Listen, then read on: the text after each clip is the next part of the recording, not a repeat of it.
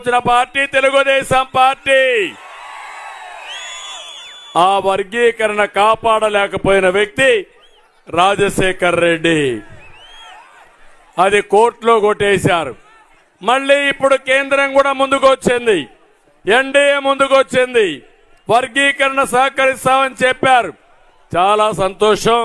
97లో నేను చేసిన పని ఇప్పుడు దేశమంతా ఆచరించే పరిస్థితికి వచ్చారు. దీనికంటే ఆనందం ఒకటి లేదు.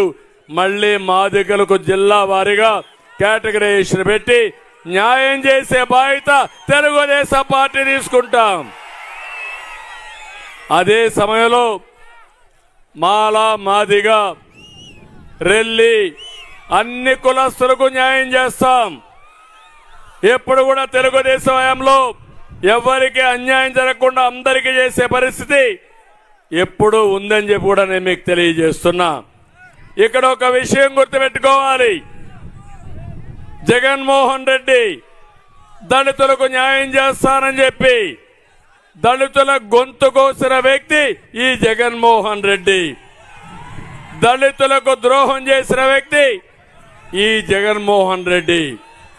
నేను దళితుల కోసం 27 స్కీములు తీసుకొచ్చాను. 27 స్కీములు రద్దు చేశాడు. దళితుల కోసం సప్లాన్ లో ఒక్కొక్క సంవత్సరం 28,000 కోట్లు ఖర్చు పెడితే అవన్నీ కూడా నిలిపేసే పరిస్థితికి వచ్చాడు. కార్పొరేషన్ నిర్వీర్యం చేశాడు. బెస్ట్ అవైలబుల్ స్కూల్ పథకం రద్దు చేశాడు. కులాంతర వివాహాలని రద్దు చేశాడు. దళిత బిడ్డలు మీరు ఒక్కసారి ఆలోచించుకోవాలి. ప్రతి ఒక్క దళితుడికి అన్యాయం జరిగింది. ఇంకో పక్క మీకు విదేశీ విద్య పెట్టాను. ఆ పేరు కూడా అంబేద్కర్ గారి పేరు పెట్టాను. కానీ దుర్మార్గుడు వచ్చి అంబేద్కర్ గారి పేరు చేసి జగన్మోహన్ రెడ్డి పేరు పెట్టుకొని మీకు ₹1 ఇవ్వని వ్యక్తి ఈ జగన్మోహన్ రెడ్డి.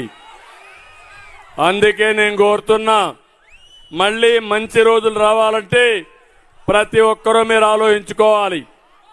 ఇతను ఒక అహంభావంతో ముందుకు పోతున్నాడు, విధ్వంసాన్ని చేస్తున్నాడు, అవినీతితో రాష్ట్రాన్ని లూటీ చేస్తున్నాడు.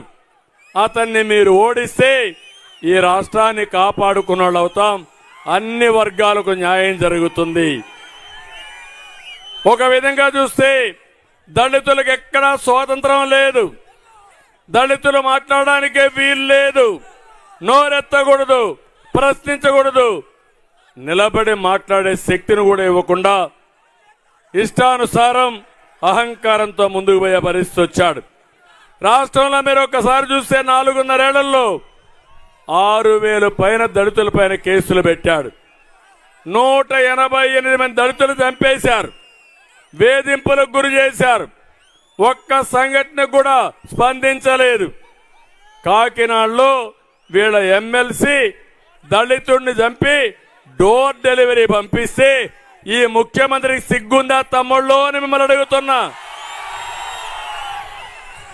అంటే మీ అహంకారం ఏంటి, మీ పెత్తనం ఏంటి? చంపి డోర్ డెలివరీ చేసి దానిపైన కూడా మాట్లాడకుండా మీ ఇష్టానుసారంగా చేసే పరిస్థితికి వచ్చారు. నేను అందుకే దళితులందరికీ విజ్ఞప్తి చేస్తున్నాను. 13వ తారీఖు వస్తుంది. దళితులందరూ ఇటుకండి. మీకు న్యాయం చేసే పార్టీ తెలుగుదేశం పార్టీ. మీకు న్యాయం చేసే కూటమి ఎన్డీఏ కూటమి. ఇది గుర్తుపెట్టుకొని దళితులందరూ కూడా ముందుకు రావాల్సిందిగా కోరుతున్నా. ఇంకో పక్క బీసీలు ఉన్నారు.